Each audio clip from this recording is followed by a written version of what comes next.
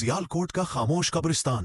पाकिस्तान के छोटे से शहर सियालकोट में एक ऐसा कब्रिस्तान है जहां आज भी लोग रात के वक्त तन्हा नहीं जाते, क्योंकि 1947 की वो खौफनाक रात जब तकसीम हिंद हुई, वहां के मुर्दे जिंदा हो गए। 1947 जब लाखों लोग अपने घरों से बेघर हुए, जब खून की नदियां बहीं और जब हर सांस में मौत की बू थी, सियालकोट भी इस आग की लपेट में था। मुसलमान, हिंदू, सिख सब एक दूसरे के खून के प्यासे थे।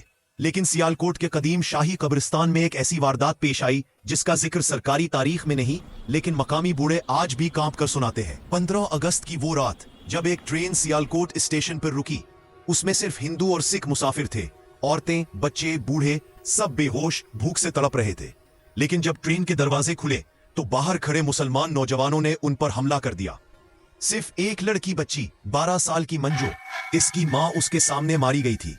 वो कब्रिस्तान की तरफ भागी और वहां गिरने से पहले उसने कसम खाई, मैं तुम्हें मुआफ नहीं करूंगी, मैं वापस आऊंगी। अगले दिन मंजू की लाश नहीं मिली, लेकिन उसी रात से कब्रिस्तान में अजीब चीजें होना शुरू हो गईं। 23 मार्च 1952 आज रात मैंने शाही कब्रिस्तान में इबादत की। आधी रात को मैंने सुनी हजारों आवाजें, जैसे पूरा कब्रिस्तान बोल रहा हो, खून खून खून। और फिर एक बच्ची की आवाज, तुम सब झूठे हो। मैं भागा, लेकिन मेरे पीछे कब्रें खुल रही थीं। रेवरेंड क्लार्क का जिस्म अगले दिन कब्रिस्तान के बाहर मिला, आंखें खुली हुई, चेहरा खौफ से मस्ख, और उसकी डायरी का आखिरी सफा सिर्फ एक लफ्ज था, मंजू। हम बचपन से सुनते आ रहे हैं। रात को वहां से बच्ची के गाने की आवाज आती है। अगर कोई जवाब दे तो अगली सुबह उसकी लाश कब्रों के दरमियान पड़ी होती है, मन खुला, आंखें गायब, जैसे किसी ने नोच ली हो। 2008 में 3 नौजवानों ने दावा किया कि वो भूत की वीडियो बनाएंगे।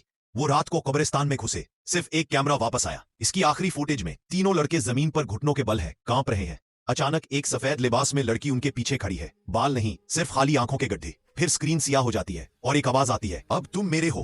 हुकूमत ने 2015 में कब्रिस्तान को ममनुआ इलाका करार दे दिया, लेकिन रात को जब चांद ढक जाता है तो वहां से आवाजें आती है। कुछ कहते हैं कि मंजू अब सिर्फ कातिलों को नहीं, बल्कि हर उस शख्स को सजा देती है जो झूठ बोलता है, खून बहाता है या बेगुनाहों को धोखा देता है।